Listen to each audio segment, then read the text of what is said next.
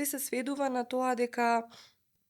оној кој што треба да ги контролира тие работи мора да биде повторно некој експерт во областа, затоа што треба да знае како се составени работите. Ние имаме, например, и програми кои што автоматски прават сценарија,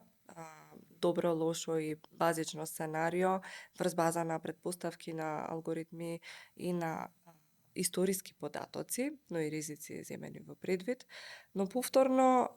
не целосно се ослонуваме на тоа. Значи, неопходен е човечкиот фактор затоа што бизнисот сам по себе е непредвидлив и не можеме да кажеме, неодговорно е да кажеме дека ќе стиснеме две купчиња и ќе имаме нешто што може да замени некој експерт во областа. Значи, пак е потребно доста работа од страна на човечки фактор, но би рекла се убрзува работата на човекот. Значи, некој кој што е експерт во областа одма може да увиди дали системот направил грешка, дали ги повлекол точно податоците за да ја направи таа асумпција или претпоставка што ја извлекол во делот на автоматизираните индикатори кои што се влечат позадински исто со формули.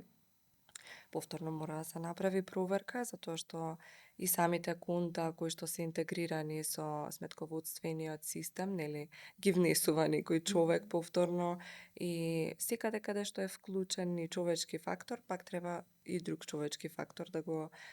прегледа сето тоа.